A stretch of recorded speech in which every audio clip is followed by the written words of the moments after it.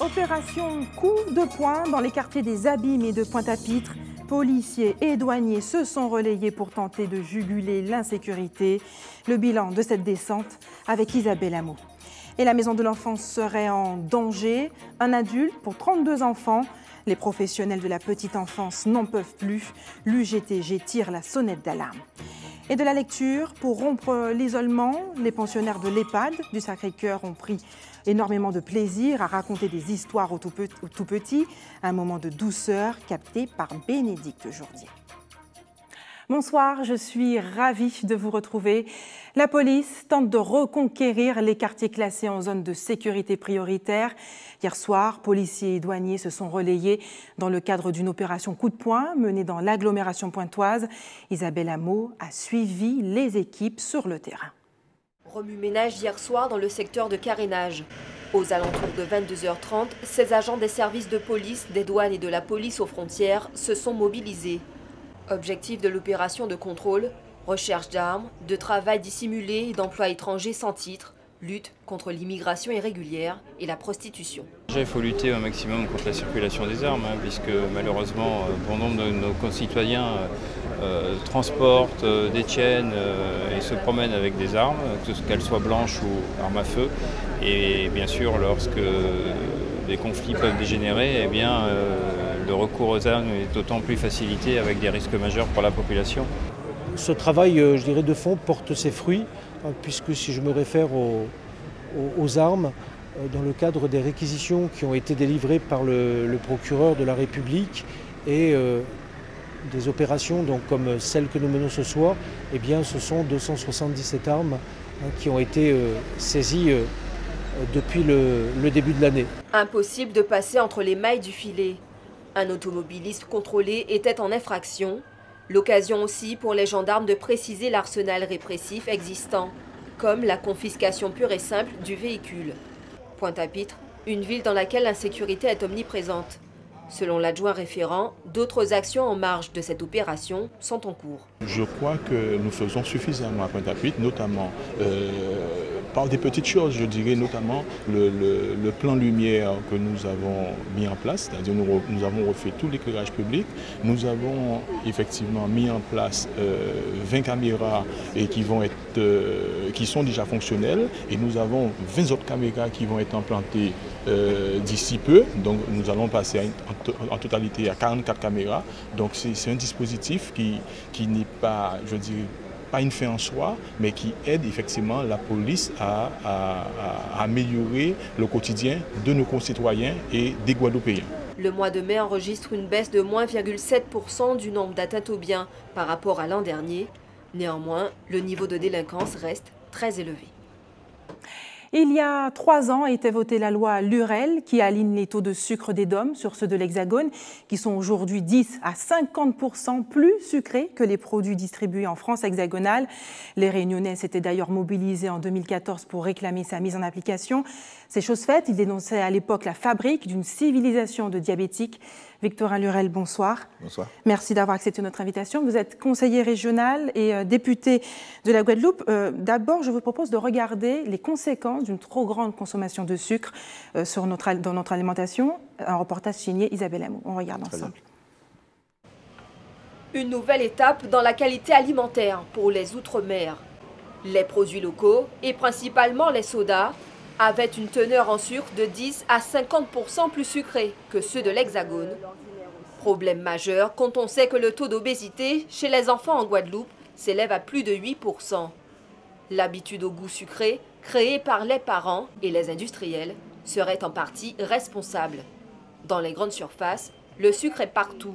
Soda, barres chocolatées, pâte à tartiner ou encore crème glacée, sa surconsommation peut entraîner des pathologies très graves. L'excès de sucre est nuisible, surtout si la personne a déjà une hypertriglycéridémie, c'est-à-dire que si là, il y a 2 types de graisse dans le corps, le cholestérol et les triglycérides. L'excès de sucre contribue à faire monter les triglycérides, et les triglycérides vont se déposer à la fois dans le pancréas et dans le foie, et ultérieurement, ce sont des individus qui deviendront diabétiques. Du jour où on est diabétique, et qu'on a un surcharge de poids, il y a une maladie qui se développe qui s'appelle l'athérosclérose. C'est le vieillissement précoce des artères qui se bouchent. C'est comme un tuyau. Quand vous entrez chez vous, le tuyau dans une maison, la tuyauterie est bien propre, tout s'écoule facilement. Avec le temps, si vous l'avez dans votre évier, du coup, bouillon de poisson, des choses qui ont de la graisse, ça va se boucher. Mais l'athérosclérose, c'est exactement le même processus qui s'opère dans les artères de notre corps. Alors, les artères qui se bouchent, ça peut être le cœur, vous aurez un infarctus du myocarde. Les artères au niveau des reins, vous allez développer une hypertension. Alors, comment adopter une hygiène alimentaire? Selon cette diététicienne, tout est consommable, mais avec modération. En fait, il faut structurer le repas. Une entrée, un plat principal, un dessert. Le plat principal, on structure une entrée. On fait une salade de concombre. En plat, si on n'est pas au régime, ou même les diabétiques, on peut mettre des haricots verts, un peu de racines, igname, madère, fruits à pain, et du poisson, au bleu ou rôti, avec une petite sauce chien, il n'y a pas de souci, il n'y a pas d'huile cuite, il n'y a pas de problème. Et un fruit en dessert. Ça fait un repas équilibré pour le midi. Après plusieurs mois d'hésitation, le gouvernement a fini par prendre les décrets d'application d'une loi qui ne pourrait que contribuer à résoudre nos problèmes de santé publique. Victorin Lorel, c'était une promesse de campagne de François Hollande, votre projet de loi. J'imagine que vous éprouvez aujourd'hui une grande satisfaction. Oui, c'est le dernier arrêté. Il y en avait 2. La loi a été publiée le 3 juin, je crois. Elle était immédiatement applicable pour tous les produits importés arrivant dans les Outre-mer. Et puis il restait un dernier arrêté. Ce n'est pas un décret, c'est un arrêté. Pour la production locale. La production locale, tout ce qui se fait sur place doit respecter, si j'ose dire, un plafond en teneur en sucre. Donc oui, c'est une belle satisfaction. Il faut espérer que les consommateurs vont s'en emparer pour une bonne application. Cet arrêté ne concerne pas uniquement les sodas et les yaourts, mais également les biscuits, les glaces, les gâteaux, céréales du petit déjeuner, sorbets, chocolat et barres chocolatées. Quelle est la prochaine étape chez les distributeurs? Alors, il y aura appliqué la loi. Le gouvernement, l'administration devra, si j'ose dire, diligenter des enquêtes pour vérifier et des analyses, notamment par des laboratoires, voire des laboratoires agréés, pour vérifier le respect de ces prescriptions-là. Et puis, il y a une chose plus difficile, je l'avoue, au-delà du travail que feront les fonctionnaires, c'est les consommateurs eux-mêmes.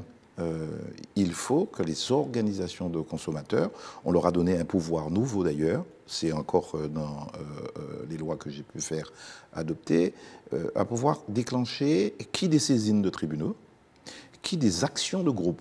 Tout ça, ce sont des tribunaux, pour bien montrer aux industriels, aux producteurs, qu'il faut respecter les textes.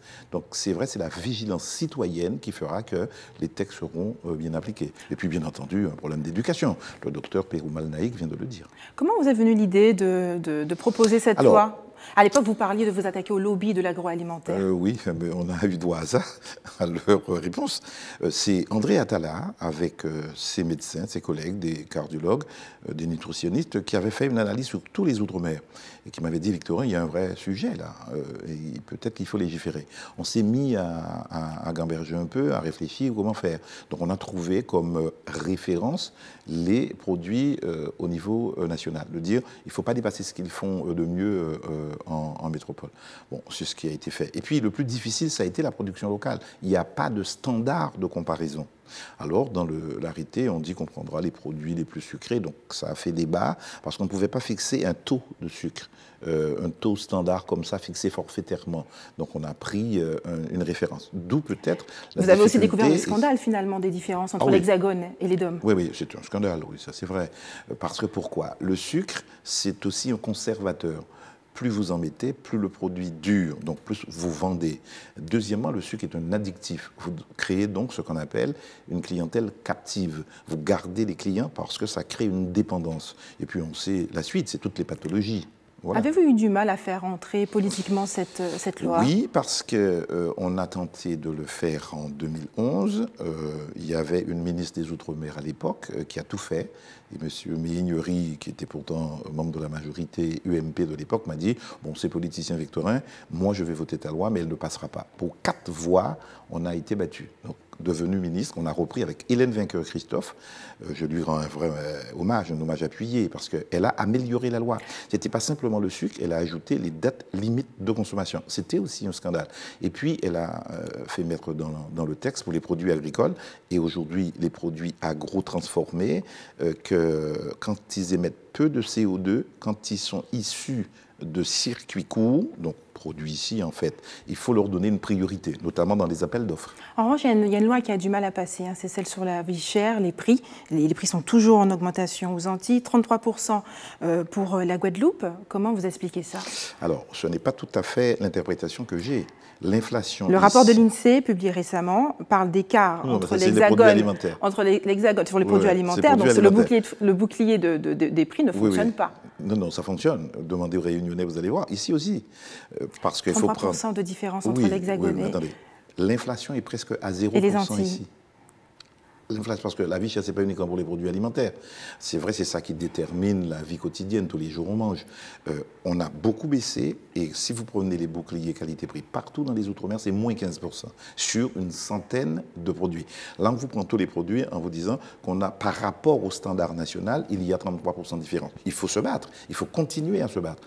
La loi dite Lurel contre la vie chère, ce n'est pas uniquement le bouclier qualité-prix, c'est par exemple la suppression des exclusivités de distribution. Certains d'ailleurs ont fait voter contre moi à cause de ça. J'ai eu tout le lobby du sucre contre moi, tout le lobby de l'agroalimentaire, même le lobby des banquiers, parce qu'on a baissé 16 prestations bancaires. Donc celle du sucre a plus de facilité à passer que celle sur les prix qui concernent vraiment les Guadeloupéens. C'était difficile à faire passer. Dès que vous vous attaquez aux intérêts, donc aux lobbies, aux corporations organisées, parfois elles sont dans la rue, on a vu ça avec le carburant, on a vu les stations-service dans les rues, parce qu'on a diminué un certain nombre de choses. Les prix ont baissé, parce que le Brent a baissé, mais parce que les marges ont aussi baissé. C'est un combat de tous les jours. Vous avez la démocratie politique, mais la démocratie sociale. C'est pourquoi il faut un contre-pouvoir consommateur. Nous ne sommes pas suffisamment organisés. Voilà. Victorin Lurel, on ne peut pas parler de santé sans évoquer les risques à conduite. Et là, je fais référence au scandale du dopage. Vous êtes particulièrement investi dans le cyclisme guadeloupéen. Quelle a été votre réaction en apprenant ce scandale de dopage où des directeurs sportifs ont été complices ? Oui, quelque part. Mais je ne connais pas l'affaire. Mais comme tout Guadeloupéen, on a été triste. Et puis étonné. On a pensé qu'on avait un cyclisme en tout cas propre, où lorsqu'il y avait quelques brebis galeuses, ça ne gangrenait pas tout le peloton. Mais là, il y a véritablement une organisation qui a été mise en place, donc un trafic organisé. Il faut donc que justice se fasse. Le président François Hollande a fait part de sa volonté de créer une nouvelle fondation de la mémoire, une annonce qui a été faite le 10 mai. Vous étiez sur place. Oui. Nos confrères d'ATV Paris vous ont interrogé sur la question, je m'en souviens. Vous avez l'air surpris, voire agacé. Vous avez déclaré que vous aviez la faiblesse de croire, je cite, que le Memorial Act aurait suffi. Est-ce que depuis, vous vous êtes expliqué avec François Hollande ? Si je dis ça, il faut le replacer dans son contexte. Le Memorial Act ne suffira pas. J'ai été voir hier un film fait par l'UNESCO sur l'esclavage. C'est un phénomène mondial. La première mondialisation a été celle de l'ignominie. Ça a été l'esclavage. Donc ce n'est pas un Memorial Act, quelle que soit sa qualité. Donc là, vous aviez l'air surpris et agacé ce jour-là. Peut-être surpris et agacé, mais pas de dire qu'en guise de réparation, le Memorial Act suffira. C'est parce qu'on dit, j'ai demandé, quand j'étais ministre, à faire une fondation d'État. Bon. Le président, après 2 ans, dit « OK, on le fait ». J'ai appris simplement qu'après, il y a une autre fondation qui se crée, une fondation privée cette fois-ci. Très bien, toutes les initiatives peuvent s'épanouir, il n'y a pas de souci. En revanche, il y a un long chemin encore à parcourir. Par exemple, la loi Taubira, elle doit être améliorée, notamment en termes de sanctions et de caractère normatif. Je dépose un amendement pour ça. Deuxièmement, oui, je le dis ici chez moi en Guadeloupe, il y a dans le corpus juridique français, dont le droit français pour être clair, un texte, la loi de 1849, de mars 1849, et puis un décret d'indemnisation. Comment peut-on dire dans le même droit français que c'est un crime contre l'humanité et laisser perdurer dans le corpus juridique un texte qui a indemnisé celles et ceux qui en ont profité, qui ont profité de ce crime. Il faut de la cohérence, c'est peut-être symbolique, donc on demande l'abrogation, c'est-à-dire, non pas pour le passé, c'est déjà fait, hélas, eh bien pour l'avenir, on demande l'abrogation. Et puis oui, il y a la fameuse question, vous ne l'avez pas posée, des réparations. Oui. Voilà. Sont-elles possibles, les réparations financières? Mais elles ont commencé. Simplement, la difficulté nouvelle, c'est de dire qu'il y a une question internationale qui est posée depuis tantôt, puisque l'Union africaine est prête à s'en emparer, le CARICOM s'en est emparé, la Caraïbe s'en empare, et même l'UNESCO. Donc, Monsieur Victor Lurel, il faut être clair. Vous parlez de réparations financières elles ont été versées sous quelle forme, ces réparations? Non, les réparations ont commencé avec la loi Taubira, je parle pour la France. Des réparations morales? Non, ils ne sont pas simplement morales.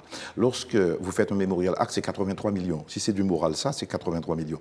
Oui, ça relève du symbolique, mais c'est 83 millions. Lorsque vous rectifiez tous les programmes scolaires, lorsque vous dressez des stèles, ce n'est pas suffisant, on est d'accord. Ce qui est difficile, c'est les réparations financières. Sont-elles possibles? Ensuite, pas comme certains l'envisagent, pas individuellement, non. En revanche, en termes de politique publique d'accompagnement, pourquoi pas? Oui, il y a peut-être des choses à voir. La France ne veut pas dire qu'elle le fait déjà à sa manière, parce que pour elle, c'est de la stigmatisation. Moi, j'ai fait en sorte, avec beaucoup d'autres, que le président Hollande parle de cela au Memorial Act. Et c'est le président Martelly, Michel-Joseph Martelly, président de la République d'Haïti, qui est venu me voir. On a fait une réunion à 3 entre François Hollande, président de la République française, avec M. Martelly pour dire, si vous annoncez de l'argent en Haïti, c'est la guerre civile chez moi. D'ailleurs, lorsqu'on est arrivé au Champ de Mars en Haïti, on a trouvé quoi? Un sénateur avec 500 personnes, malgré tous les services d'ordre qui étaient là, pour dire, de l'argent, pas de morale. Bon. Il a demandé au président Hollande, ça va coûter, mais donnez-moi des écoles, des collèges, des lycées, des ordinateurs, des programmes, des pédagogues, des cours en ligne, des MOOCs. Voilà, donc c'est ce qui se fait. La semaine dernière en Haïti, il y a une réunion entre l'ambassadrice de France et le gouvernement haïtien pour faire le point sur ce programme. Alors si la morale, on croit que c'est rien, ce n'est pas rien. Moi, j'ai une distinction avec beaucoup d'autres de dire des plaintes individuelles où on va diviser la population pour dire je suis descendant d'esclaves, je dois être indemnisé, c'est non. Ça va créer des problèmes. En revanche, oui, il faut discuter pour voir comment faire. Vous vous attaquez à un sujet délicat, celle de la suppression progressive de la surrémunération des fonctionnaires. N'avez-vous pas peur de vous mettre à dos les Guadeloupéens et plus largement les Antillais fonctionnaires? Vous aussi, vous faites la même erreur. Vous n'avez pas lu mon rapport. Expliquez-nous. Je vous explique. Il y a un résumé du rapport. On dit qu'il faudra engager la révision à terme de la surrémunération des fonctionnaires. Rien que le fait de l'évoquer. Ah non, c'est déjà courageux, vous l'admettez. Mais c'est vrai qu'on vous demande de réduire les inégalités internes. Pas simplement les inégalités entre nous et l'Hexagone, mais aussi entre nous, entre riches et pauvres. Bon, comment faites-vous? Vous dites lorsque la République, la nation, aura vraiment fait 12 ans d'efforts, moi dans mon texte c'était 10 ans, il faudra réviser, engager la révision pour les nouveaux entrants, les nouveaux fonctionnaires dans la fonction publique. Cet argent ne doit pas aller en métropole, va alimenter un fonds pour financer ce que nous appelons la convergence. Bon, je n'ai jamais parlé de suppression. En revanche, pour être franc avec vous, sur la réfaction d'impôts, lorsqu'on n'a pas assez de temps, parce qu'en télévision on est toujours pressé, mais on touche déjà, nous, on perçoit déjà les cadres intermédiaires, les employés, on touche plus que la moyenne des cadres, des employés et des professions intermédiaires hexagonaux. Et en même temps, on a une réfaction de 30% d'impôts et de 40% en Guyane. À terme, oui, lorsqu'on va être égal, il faudra supprimer ça. En tout cas, vous êtes partisan de cette suppression de surrémunération qui fait peur et qui effraie énormément de Guadeloupéens. Je répète, je ne suis pas partisan de la suppression, chère madame. Je suis partisan de la révision et de la baisse à terme, de dire qu'il faut être courageux en politique. Si c'est pour flatter les gens et dire que tout est possible, chacun peut faire de la politique. La politique commande de dire les choses et de le faire avec gradation, avec souplesse, mais de le faire. C'est ce qui se passe en France. On veut réformer, on ne peut pas.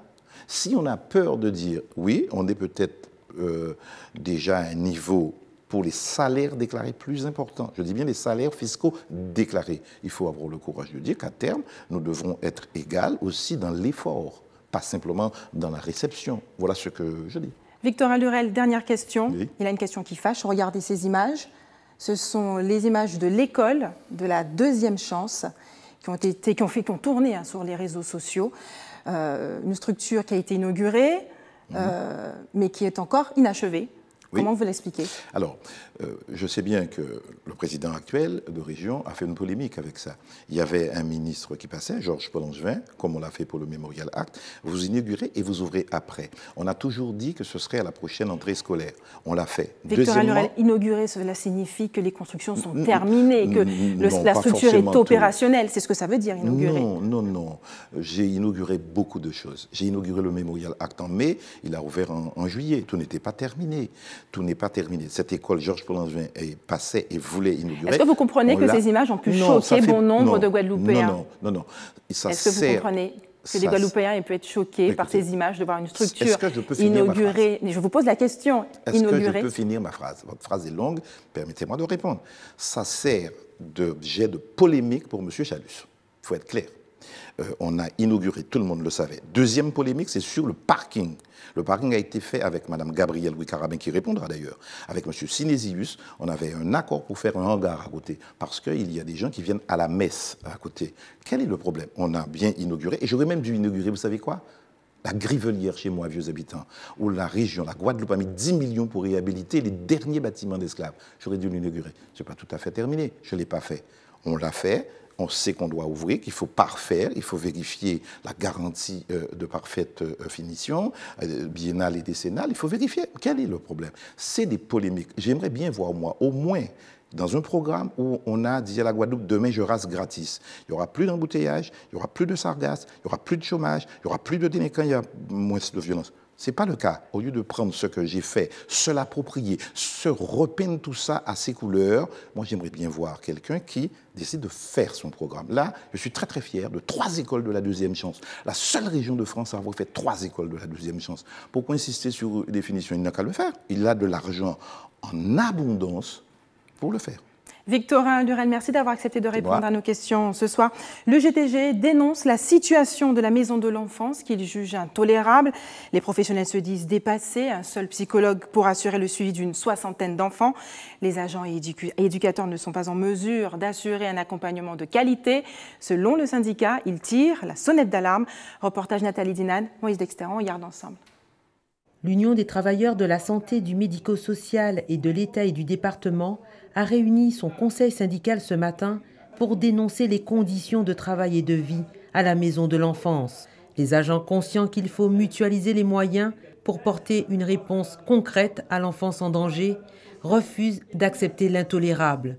Nous ne pouvons pas encore parce que nous ne pouvons pas. Aujourd'hui, c'est ce monde-là qui a flirté avec la mort psychique à la maison départementale de l'enfance. Nous allons s'attendre. Donc ça nous a dit, c'est que quand on dit sous papier, nous ouvrons la porte. Nous disons, nous sommes ensemble à la table. Nous travaillons ensemble pour porter les vraies réponses. Si aujourd'hui, les politiques, par mesure de prendre urgence à cette situation-là, pour venir chercher les réponses, ça veut dire que nous sommes obligés de prendre d'autres dispositions. Forcer l'institution à prendre ses responsabilités. La maison de l'enfance accueille actuellement 115 enfants de 0 à 18 ans avec des profils et des problématiques différentes et souvent lourdes. Le mélange est parfois détonnant. Ces missions d'accueil, nos missions d'accueil d'urgence, on ne va pas ça nous remettre en cause, mais ça veut dire que pour que ça fonctionne, il faut que l'organisation, la protection de l'enfance en Guadeloupe aujourd'hui là, capable de répondre à la demande sociale telle qu'elle est exprimée sur le terrain. Et c'est ça qui est en jeu là aujourd'hui là. Et ça commande à situation exceptionnelle, ça commande des dispositions exceptionnelles. Nous ne pouvons pas attendre encore que pas ni l'argent. Ça veut dire que pas ni l'argent pour embaucher un psychologue supplémentaire, pas ni l'argent pour embaucher un éducateur pour encadrer si on pendant la nuit et pendant la nuit, si on a trouvé agressé parce que pas ni adulte pour encadrer, il faut nous arrêter. Après avoir envoyé des courriers, sollicité une rencontre sur le sujet au département, les représentants syndicaux risquent de passer à l'offensive. Pour le moment, ils informent, ils espèrent une invitation dans les prochains jours. Leur objectif, participer à la réflexion pour améliorer la vie des enfants placés. Nous pas en combat avec personne. Le message à nous, c'est un message à l'amour pour que tout le monde doit respecter. Nous que faire ça, il faut que tout le monde doit respecter. Nous que faire ça, il faut que tout le monde doit grandir en respect et dignité. Entre la reconstruction de la MDE programmée en novembre, le suivi de nuit, le recrutement d'éducateurs spécialisés et d'un psychologue supplémentaire, l'externalisation des adolescents, la mise en place d'un sas d'accueil d'urgence, les revendications sont nombreuses. Et lors de cette conférence de presse, les représentants de l'action sociale ont évoqué des difficultés d'un autre pan du secteur de la petite enfance, celui des crèches. La garde d'enfants a beaucoup évolué, de même que les lois qui régissent le secteur. Face à ces mutations sociales, des ajustements s'avèrent nécessaires. Le point avec Bruno Montfort, il est interrogé par Nathalie Dinan. Je dis que vrai, c'est que le plus souvent, difficulté là viennent principalement des associations qui pas en phase avec l'évolution à loi. Ça veut dire qui ça veut dire que travailleurs qui au service à Timoun en nous protégés par une convention collective, mais par la loi du travail qui a fait qu'on ne peut pas demander à la fois d'être à côté à Timoun, en même temps de faire vaisselle, en même temps de passer sur pied. C'est comme ça qu'il y a stratifié effectivement fonction à chaque monde. Parce que la petite enfance, c'est plus pénaliser à monde qui apprend, difficulté à la famille pour faire garder Timoun, c'est aussi difficulté à salarié. Puisque là, on voit maman partir à Kazaï et va laisser Timoun, alors il y a mis Timoun dans d'autres crèches. C'est aussi une difficulté pour joindre des bouts. Puis tantôt, depuis 2010, la PMI par rapport à la CAF demandait à ce qu'effectivement les responsables d'associations, les conseils d'administration, les gestionnaires à crèche, fassent en sorte qu'ils mettent en place l'application de la loi pure et simple. Si on a quand même une crèche à 15, 20, 30 ans, à pas gens qui mener, qui gérer, qui diriger, je dis jour. Parce que bien sûr, salarié là, à pas un but que on va prendre pas sa vie éveil, là au fin nous arrêter, à pas faire un appel solennel à ce que nous poser les vrais débats avec les gens qui sont en charge de la petite enfance, donc CAF, Conseil général, pour nous payer justement revenir à c'est ça nous avons déjà laissé en 2007, qui veut dire effectivement travailler sur le vrai schéma départemental de la petite enfance. Et la ville de Bemao a renouvelé son opération Financement Permis B. 135 jeunes bénéficieront de ce dispositif. Reportage Linda Kayarsi. Cette année, le dispositif Financement du Permis B, lancé en 2002, permet à 135 Bémaotiens d'obtenir leur permis de conduire. C'est 2 fois plus que les années précédentes. C'est quelque chose de positif et j'en avais besoin. Parce que comme on dit, de nos jours, il faut avoir le permis pour pouvoir trouver un travail.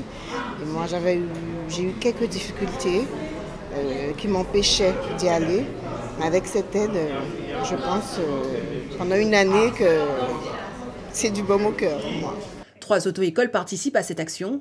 Objectif, une démarche d'insertion sociale, mais aussi professionnelle. Alors, je parle au nom de mon responsable, d'accord. Donc, je pense que il a vu l'opportunité d'aider aussi à sa façon des jeunes qui rencontrent des difficultés financières, parce que c'est quand même une formation qui coûte assez cher, d'accord. Il faut le reconnaître. Donc, je pense que pour lui, c'était une façon aussi de contribuer à cette aide apportée à certains jeunes. Désormais, le dispositif qui ne se limite plus aux 18-25 ans, mais à tous ceux qui ont besoin d'un passeport d'insertion. Et pour avoir toutes les chances de leur côté, la ville a mis en place une préformation au code de la route. C'est un apprentissage sommaire que je fais. Parce que lorsque vous vous présentez comme à l'auto-école, dans une auto-école quelconque, et que vous n'avez aucune base, ce qui fait que la personne a un retard. Et moi, mon rôle, c'est de donner un coup de fouet pour que les gens puissent comprendre que dans ce qu'on appelle la connaissance du code de la route, il y a déjà les différentes formes de panneaux. Et une fois que les gens peuvent faire cette distinction, c'est beaucoup plus facile. Le financement du permis B est totalement pris en charge par la municipalité de Bemao, les cours de code, 20 heures de conduite et les premières présentations aux examens. Les années précédentes, ils ne sont pas nombreux, quelques jeunes qui ont manqué d'assiduité. C'est une perte pour la collectivité. Donc, depuis 2 ans, nous faisons signer une charte d'engagement par ce jeune. Et lorsque le jeune signe la charte d'engagement, il y a aussi les parents derrière qui ont un volet également qui, lorsque le jeune vit véritablement dans la famille, qui doit être signé par également la famille.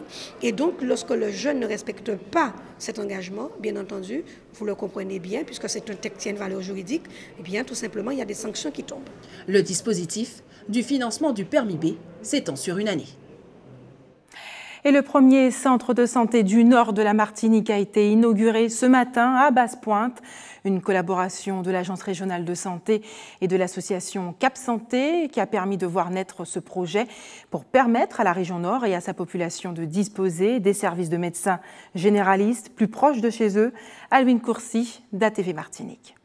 Donc ici, c'est la pièce d'examen où le médecin ausculte le patient. Des locaux flambant neufs pour accueillir la nouvelle équipe médicale, les Pointois sont ravis de voir s'ouvrir ce centre de santé. Je souffre beaucoup pour pouvoir aller dans le centre qui est à Trinité. C'est une grosse facilité pour Basse-Pointe et pour moi aussi. Et c'est très bien pour le nord Atlantique. Ça fait longtemps qu'on attendait ça. Mais il n'y avait rien, sauf un médecin. Vous êtes obligé de venir très tôt pour prendre le ticket. Donc là, ça va être beaucoup mieux. Ah, certainement, puisque ça ira plus vite. La structure emploie 9 personnes au total, dont 2 médecins généralistes qui se relayent déjà pour assurer les permanences. J'ai tout ce qu'il me faut. Au niveau du matériel, il n'y a pas de problème.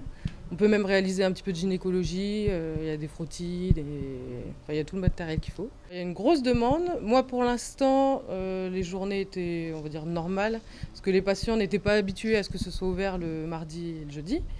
Mais je pense que ça va venir de plus en plus. Le centre devrait accueillir 4 médecins supplémentaires d'ici 2017, mais aussi d'autres professionnels de la santé. Les projets, il y en a beaucoup de projets, notamment sur les actions de prévention, une prévention d'éducation pour la santé. Des projets, donc bien entendu, de recrutement de professionnels des médecins, professionnels de santé, pardon, des médecins de tout type de spécialités, que ce soit en diabétologie, en éducation fonctionnelle, des médecins généralistes, des spécialistes, voilà. Suite à un appel d'offres de l'ARS, c'est l'association Cap Santé qui a été choisie pour prendre en charge la direction du centre. Pour voir le jour, le projet aura coûté environ 450 000 €, un investissement nécessaire pour toute la région Nord-Caraïbe. Il y a 5 communes de la Martinique, dont précisément Basse-Pointe, Macouba, Grand-Rivière, Ajoupa-Bouillon, etc., qui n'ont pas de médecin.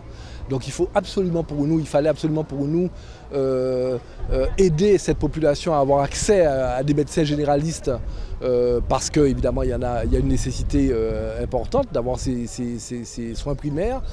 Et deuxièmement, c'est compliqué de faire venir des médecins libéraux. Donc nous sommes passés par une solution de centre de santé qui recrute des médecins salariés de façon à répondre à ce besoin d'urgence pour la Martinique. Le centre est ouvert du lundi au vendredi de 7h30 à 18h30 et un samedi matin sur 2 de 8h à 12h30. Des associations et diverses personnalités des Outre-mer ont créé la Fondation Esclavage et Réconciliation, une fondation portée par des descendants d'esclaves, mais également de colons. Que pensez-vous de la création de ces nouveaux comités? Vos commentaires recueillis par Nathalie Dinan et Moïse Dexter. Je trouve que s'il y en a trop, ce serait mieux qu'ils s'organisent parce qu'on dirait que c'est des actions commerciales qu'ils font. Donc chaque commune fait un tour de rôle. Il n'y a pas assez. Hein? Pourquoi? Parce qu'il y a un lobby qui a fait et allez maintenant, il y a l'argent bloqué. Ça ne va pas venir assez. C'est pas trop, mais il ne faut pas trop exagérer aussi. Ouais. Les passés, quand on reprend les passés, ça te donne comme quoi vous énervez. Oui, ça va aggraver les choses. Au niveau de l'esclavage, pour moi, je dis que c'est une bonne chose. Mais il y a d'autres choses à voir avec ça. Parce que bon, tout le monde dit il va faire ci, il va faire ça, mais il ne fait rien. On ne sait pas où se tourner. Alors, beaucoup de publicité, mais en même temps, il n'y a pas de concret. Le 27 mai, j'allais faire un défilé avec mon syndicat. Mais là, maintenant, comme je suis malade, alors je ne peux pas marcher trop, alors je ne vais pas. Je ne sais pas trop, je pense que c'est une bonne chose. Ça me fait plaisir. On tient compte de ça et il faut payer, parce que c'est dur à voir. Quand les choses se font mal, j'aime pas revoir, ça donne du mal au cœur. Tout le monde est concerné, chaque commune fait à son tour, chaque année, par exemple là c'est Pointe-à-Pitre, après Abîme, ainsi de suite. Ce serait mieux. Aider les femmes victimes de violences conjugales à rompre le silence, c'est la mission des professionnels de santé. Un séminaire était organisé aujourd'hui à la mairie de Remire-Montjoly en Guyane. L'un de leurs objectifs, celui d'inciter les victimes à porter plainte. Ayodele Germa, d'ATV Guyane. En 2015, 348 femmes ont été victimes de coups et blessures de la part de leurs conjoints. Souvent, elles hésitent à porter plainte. Certains corps de métier, tels les sages-femmes, sont souvent des confidents de premier plan. On est souvent perçu par les femmes comme étant plus accessible qu'un médecin ou d'aller porter plainte à la gendarmerie. Donc voilà, nous sommes là en tant que personnes pouvant écouter, amener les femmes à s'exprimer sur leurs difficultés de couple et pouvant aller jusqu'à exprimer effectivement des violences conjugales. Le manque de formation des forces de l'ordre à la réception de plaintes pour violence ou pour viol peut aussi être un frein au dépôt de plainte. Dans tout corps de métier, il peut exister à un moment donné qu'un agent ne satisfasse pas complètement l'attente de l'usager ou du plaignant. Effectivement, quelques cas ont été cités. Mais ce que je peux vous dire, c'est qu'au quotidien, on a de plus en plus les forces de gendarmerie et de police qui font des efforts pour qu'il y ait des intervenants sociaux capables d'accueillir au mieux. Ainsi, dans les commissariats guyanais, elles sont accueillies dans un circuit différent de celui mis en place pour les autres dépôts de plainte. Elles sont immédiatement orientées vers la brigade de protection de la famille qui va prendre leurs plaintes. Ce sont des fonctionnaires de police qui sont tous formés à cette problématique. 50% des dépôts de plainte sont gérés par un simple rappel à la loi et un suivi du conjoint violent. Une alternative qui permet de résoudre rapidement les cas de violence les moins graves. Le traitement des violences conjugales par le juge doit être réservé aux cas les plus graves parce qu'on ne peut pas tout traiter devant le juge, c'est malheureusement pas possible. Le substitut dira, vous déférez le conjoint violent devant le délégué du procureur lui dira, je vous ordonne de quitter le domicile conjugal pendant une période de 15 jours ou un mois et je vous ordonne d'aller à tel rendez-vous avec telle association qui met en place un groupe de parole pour les auteurs de violences conjugales et je vous ordonne d'aller à tel centre d'addictologie pour traiter votre problème d'alcool ou votre problème de drogue. 12 délégués du procureur ont été recrutés en Guyane, dont 7 à Saint-Laurent-du-Maroni. Ce colloque permet aux professionnels de protection des femmes de mettre au point des stratégies pour endiguer le phénomène des violences conjugales. La mise à disposition d'ici la fin de l'année du téléphone grand danger, mais également faire en sorte que l'auteur de violence soit celui qui quitte le domicile. La réflexion se poursuit jusqu'à demain. Plusieurs ateliers se tiendront afin de renforcer le travail en réseau sur le territoire. Restez avec nous dans un instant. Rencontre intergénérationnelle autour de la lecture et puis du sport et du plaisir en perspective avec la prochaine compétition interclub de roller.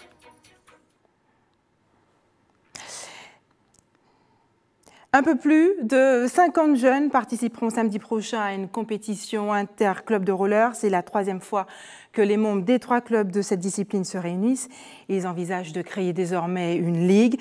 Bénédicte Jourdi a rencontré certains d'entre eux en plein entraînement. On regarde. 3, 2, 1, go! Top départ pour l'entraînement des membres du club Blues Roller. Voilà, c'est le moment de s'habituer à l'adhérence. Ils préparent la 2e édition d'une compétition interclub qui se tiendra samedi. Pendant cette compétition, les jeunes pourront s'affronter pour essayer de voir leur niveau sur 2 disciplines, le speed slalom et le bladder cross. Comme Lévi, Nathan travaille le slalom, discipline qu'il apprécie particulièrement et espère bien se classer dans les premiers. Oui, j'aimerais bien viser la victoire, même si peut-être que j'y arriverai pas, vu qu'on est quand même beaucoup, on sera peut-être une 50aine. Mais j'aimerais bien quand même faire un bon parcours pour essayer d'arriver en finale ou en demi-finale. Cette compétition permet de rassembler tous les jeunes des différents clubs de sport de glisse.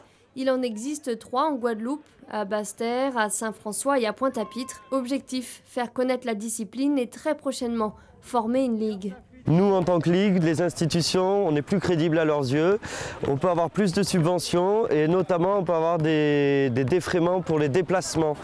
Ils peuvent prendre en charge des déplacements pour la métropole pour nos champions. Donc ça, c'est plutôt une bonne chose.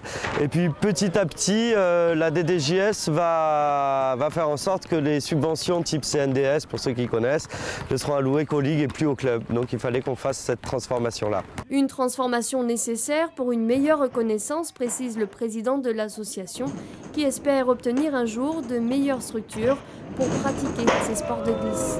Alors oui, on aimerait avoir un skatepark digne de ce nom, à savoir que ici, la seule rampe de Guadeloupe, je vous laisse regarder l'état, la bordure de la rampe qui est plus vraiment accrochée, des clous qui dépassent. Nous avons même des plaques qui peuvent se soulever comme ça, donc avec des clous qui peuvent être dangereuses. Donc il serait, voilà, donc nous, les pratiquants de la glisse urbaine, on aimerait bien avoir des modules dignes de ce nom où déjà on ne va pas se blesser en faisant une somme figure sur un clou ou une plaque qui est mal fixée. En attendant, c'est ici que les jeunes s'entraînent. Favoriser l'échange intergénérationnel, c'est le but de cette deuxième séance de lecture dispensée par des résidents de l'EHPAD du Sacré-Cœur de Basse-Terre. Les personnes âgées comme les enfants ont apprécié cette initiative. On regarde le reportage de Bénédicte Jourdier. On écoute avec les oreilles. Il était une fois un grand loup gris avec une longue queue, un long museau. Une histoire pour les tout-petits racontée par les plus âgés. 6 pensionnaires de l'EHPAD du Sacré-Cœur de Basse-Terre faisaient la lecture aux enfants de la crèche de Rivière-des-Pères. C'est mamie. Mamie qui apprécie autant que les enfants cette rencontre intergénérationnelle. Depuis jeune enfant, c'est d'être entouré des petits-enfants. J'aime les petits-enfants de toutes les faces. J'étais un peu fatiguée ces temps derniers, mais j'ai fait un gros effort pour venir. Une initiative organisée avec la médiathèque intercommunale Albert Béville. Des cheveux violets et bourriffés. Les objectifs de ce projet, c'est favoriser l'échange entre les personnes âgées et les enfants et aussi créer le lien entre les... Et aussi que les enfants puissent aussi voir la différence. Eh bien, on est petit, mais on grandit, on vieillit, d'accord? Et c'est un moment aussi d'échange, de partage avec ces enfants-là. Et ça développe aussi l'écoute, le langage chez l'enfant et puis l'attention, d'accord? Et c'est vrai que dans nos crèches, nous privilégions beaucoup les activités autour du livre. Pourquoi? Parce que c'est un moment de relation affective avec l'enfant, de tête à tête, qui très tôt va donner à nos petits le goût de lire, le goût du livre. La présidente de la communauté d'agglomération du Sud Basse-Terre a tenu à féliciter cette deuxième édition. Il s'agit d'une part de permettre aux personnes qui sont isolées, qui sont seules, qui souffrent de la solitude, de sortir, de s'habiller et de venir à la bibliothèque. Et de rencontrer des enfants qui tentent aussi à l'écoute de toutes ces histoires anciennes qui sont racontées par les aînés et qui leur permettent de créer ce lien affectif qui les marque. Un lien affectif qu'elle-même a voulu échanger en montrant une vidéo de son petit-fils, quitte à interrompre la lecture. Donnez-moi un petit garçon qui n'est pas il a dansé.